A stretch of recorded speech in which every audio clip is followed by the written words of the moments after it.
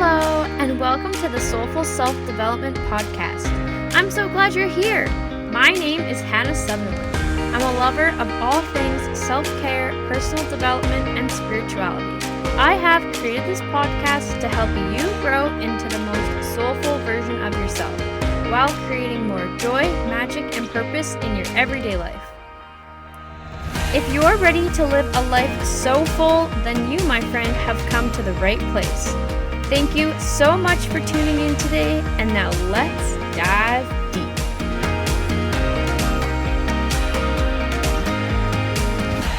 Hello, and welcome back to another episode of the Soulful Self-Development Podcast. Today's episode, I'm going to be talking to you guys about habits and a mindset that I like to use to create a healthier relationship with habits that you are trying to build on your personal development spiritual journey. So let's dive in. First of all, I want to talk about how in the society that we live in, there are so many things that we are influenced to think that we must do or have in order to fit into some certain perfect box, or in order to be loved and accepted or successful or spiritual or whatever that is. And we are very much conditioned not only by the people around us, but especially by the media and influencers and all kinds of stuff. People only share certain parts of their lives, and they want us to believe that it's all rainbows and sunshine sometimes, and I think we all know that that's not true. And I think that it's important to remember that when we tell ourselves that we have to do anything, there's always going to be some kind of resistance and sometimes even resentment towards whatever it is that we're trying to tell ourselves that we have to do. Because when you come from that energy of forcing it, it's going against the grain. You have to force, you're pushing it, you're not letting it flow easily. And when we keep telling ourselves that we have to do something and then we don't end up doing it, we just end up being even harder on ourselves because we have put all this pressure on ourselves to be perfect or to live up to all these standards. And then when life happens and gets busy and things get in the way, we are hard on ourselves, like, oh, I didn't make it to the gym 5 times this week, or oh, I forgot to meditate this morning, or whatever. And it can be really easy for us to beat ourselves up about it. It's honestly probably easier for us to beat ourselves up about it than it is to give ourselves some grace around trying to better our lifestyle altogether and trying to build these new habits. Because I guarantee you, nobody, unless maybe they are pure Capricorn energy or something, nobody just wanted to try something, a new habit, and just instantly put it into their daily routine and had no issues, had no relapses, had no whatever. We're all just human. We're all trying to do the best we can every day. And there's going to be days that we get busy or we get distracted or we forget, or maybe you just feel like laying in bed and watching TV all day and not doing anything. That's okay too. Maybe not if you're doing that every single day, but every once in a while we need to relax and, pretend that we're in a world that's not this crazy one we're in right now. But for me, I'm going to talk about exercise because this was really, really true for me with exercise. I struggled to get into a normal exercise routine, and I honestly really go through seasons with this in my own life, and everything goes in seasons. If we learn anything from nature, it's that we're always in a new season of life. And I find this about exercising for me especially because I would start working out, and I love working out, I love exercising, but I sometimes find it hard to find time in the day to do that because I don't know why. It feels like it takes up my whole day if I go to the gym, but sometimes it does. And I'd get really, really good at going to the gym every day, and then something would happen and I'd be busy for 3 days, and then I would not go to the gym for like a week. And then I would be angry at myself because I didn't go to the gym all week, and I would beat myself up about it. And after I beat myself up about it for a couple more days, I'd finally go back to the gym and I'd work on it. And then life would get busy and I didn't go for a couple days. And then I'd be beating myself up about it again, as if I had to go every single day or else I wouldn't be good enough, or I thought I would get fat, or whatever it was. I was pretty hard on myself about it, and it just made me resent it sometimes. It ended up feeling like a chore, something that I had to do, and I was putting this pressure on myself instead of just being able to enjoy going to the gym. And this also goes for even if you go to the gym every day and you go to the gym and you don't have a super good workout, maybe you're just not feeling it that day and you just decide to have a really good stretch or something, or you just do a light workout or you just walk on the treadmill, and then you are done and you beat yourself up that you didn't lift heavy enough, or you didn't do this enough, or you should have went longer, or whatever. It can be really easy for us to do that because we see these people online, on social media, maybe even if you see people in the gym that you see there all the time and you're like, oh, this person's always at the gym. Maybe I need to step up my game. But we're putting more of that pressure on ourselves, and it's honestly never really going to help. And the same goes for all kinds of habits. Another really big one is meditation. Because meditation, I believe, is so important. I believe everybody should have a meditation practice to some degree in their life because it is so beneficial in so many ways.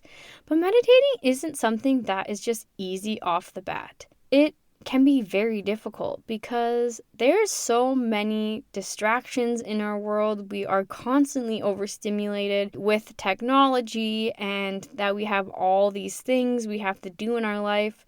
We're so busy all the time, and it gets to the end of the day and our mind is just racing and we're thinking about what we have to do tomorrow, and we're thinking about maybe what went good today, but probably most likely you're thinking about what went wrong in your day, because that's really common and not a healthy habit either. So it's important that we learn to meditate, but when you start to meditate, it's not easy. It's not easy for anybody to start meditating. When your mind is running at 100 miles a minute and you just expect it to shut off because you say, I'm going to meditate, and you close your eyes and you take a deep breath and those thoughts don't go away, can be frustrating. And there's also so many different ways to meditate that I think is not really talked about enough, because there are actually so many ways to meditate. And I think when people learn about meditation, they think, oh, I have to sit in silence and I have to or whatever. But there are a lot of ways you can meditate. If you just go for a walk by yourself in nature, no headphones in, no nothing, just going for a mindful walk, paying attention to the sound of the leaves blowing in the wind. If you see a squirrel, whatever, just being very present in what you're doing, not letting your mind wander and thinking about what you're going to do when you're done your walk, but just being present on your walk, that is a form of meditation. And if that's what you enjoy doing more than sitting on your bed meditating every morning or night, that's perfect. Try that. And you can also listen to guided meditations. You can listen to just meditative music while you meditate. You could switch it up every day if you want. Honestly, one of my favorite ways to meditate, which I don't do very often, but when I do this, I get really into it, is getting lost into art. So whether that be drawing or painting or dancing or whatever, your mind's not wandering. You're focusing on what you're painting, what you're creating. You're really in that moment of you and the art, and you become one with the art. That is actually a form of meditation. And it's definitely not the way I meditate every single time, but I've gotten really into dot art lately, and boy, is that so meditative. It's so mindless because you just sit there and dot the paint into like little circles. But it takes a long time, and it takes stillness. You can't rush it. You have to go slow, and it takes patience and practice. But I've done a couple paintings now, just little ones, and by the time I'm done, I'm like, whoa, that was so relaxing. That was so meditative. Paint by numbers, also a good one. Anything like that, though, it can be super meditative. But that's the thing, is if we're putting pressure on ourselves, like we have to meditate, I have to sit here for 20 minutes in silence, or it's not good enough. But you only sit there for 5 minutes and then your brain starts wandering. Don't be too hard on yourself. Trust me, I've been there. I am a triple air sign. It is hard for me to shut my brain off. Also, if you really struggle with that, practice grounding your energy before you start meditating, because that will help ground some of that energy that's in your head. Some other habits, well, this can go for any habit, not just exercise or meditating.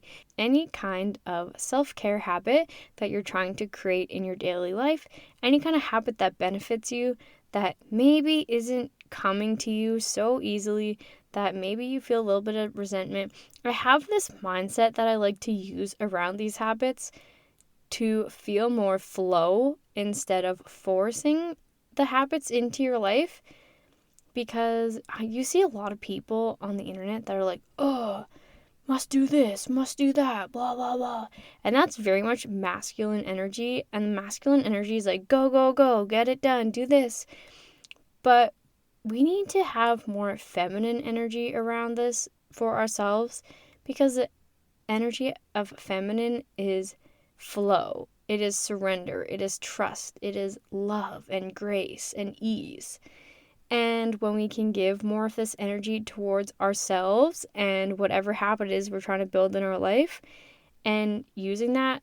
So if you're trying to meditate every day and you can't just sit still in the silence and meditate, it's not working for you, realizing that that's forcing it and trying a new method, because you'll find one that works for you. And you can keep practicing at that other method, and eventually it will get easier and it will get better. But if it's very frustrating and you're not enjoying what you're doing, then there's probably something out there that's better for you. And that's why it's important to tap into this energy of flow, because once you find your flow, things come way more easily for you. So this is the mindset. I had this really big realization, and it made a really big shift for me around the problem I had of putting so much pressure on myself to do certain things or be a certain way. And this is what it is. Don't do something, anything. Don't do it because you have to do it. Do it because you can. I'm going to say that again. Don't do it because you have to. Do it because you can. And I think this is so powerful because it allows you to just come from a whole new perspective that is a lot more healthy versus forcing. And it also helps you to have more of a realization of how lucky am I that I am able to do this? How lucky am I that I have this body, that I can move? How lucky am I that I have these legs so that I can walk and run and jump and dance? How lucky am I that I have these muscles that allow me to move and do all these different things and that allow me to get stronger every single day? How lucky am I to be able to meditate? How awesome is it that I can meditate, that I have the power to calm my mind, to give my mind ease in this very, very busy, overstimulated world? And when you look at it more from that I can do it, it takes a lot of pressure off yourself of forcing you to do it, and just realizing that you don't really have to do anything. You don't have to do anything you don't want to do. But you do all these things because you can, because you have the ability, the power, the choice, and that you're making these choices for yourself. You're allowing yourself to do these things because you know it makes you feel better, because you know it brings you joy, because you know it's in alignment of you becoming a better version of yourself, your highest self, whatever that is for you. And this is why I think that mindset shift I had was so powerful, because it took literally so much pressure off of myself of feeling like I have to do anything. And this goes for the gym, especially in working out in certain ways. I thought, I have to lift weights. That's not me exercising. Well, No, I still do lift weights and I enjoy weightlifting, kind of. My body doesn't super love it because I get very sore all the time and sometimes it hurts to move. But I like to dance. I like to do yoga. I like to just stretch. I love stretching. I'm very flexible and I spend a lot of my time stretching because it feels really good to my body. And I've learned that, so I make sure I take time out of every time I exercise to stretch. When I warm up at the gym, then I stretch, then I do my workout. Because if I run out of time and I only have time to stretch, my body enjoys that more than it enjoys lifting a bunch of heavy weights. But if I don't feel like lifting weights, I can do anything. I can go for a run. I can jump rope. I can do yoga, dance, whatever, take a class. So that's another thing if you're struggling with the habit. Like I talked about this for meditation, but this also goes for exercise and finding different ways to exercise as well. So that's pretty much it. I think I'm going to wrap it up for today. It's a little bit of a shorter episode, but I did just want to talk to you guys about habits and just having that mindset shift. Also reminding yourself truly just how lucky you are, because doing it because you can helps, but also focusing on luck. I am so lucky that I can do all these things. I'm so lucky to have the time to sit here and meditate for 20 minutes every night. I'm so lucky to have the body to be my vessel to enjoy this life. I'm so lucky for having all these tools available to me and being able to choose the ones that works the best for me. And just how much mindset is so powerful in everything that we do, and it truly is so important for us to focus on our mindset, especially when we're trying to build new habits, because when we come at anything with a negative mindset or a mindset of this being a struggle or it being hard or difficult or any kind of resistance, it's going to make it way harder for you to build that habit long term. But yeah, that's all for today. Thank you so much for tuning in. I love you guys so much. If you haven't already, make sure you leave me a review on Spotify or Apple. It helps me out a lot in getting the podcast out there to more of an audience. And thank you so much for listening today. You guys mean the world to me, truly. I love my audience so much. I am so grateful for you guys and helping me make my dreams come true. And I will see you next week. Bye! Thank you so much for tuning in today and making Soulful Self-Development possible. I am grateful for each and every one of you. If you enjoyed the show today, make sure you rate, review, and subscribe. Stay tuned for new episodes coming out every Wednesday. You can connect with me on social media at soulful.self.development. I would absolutely love to hear from you. You guys make my heart so full. See you next time.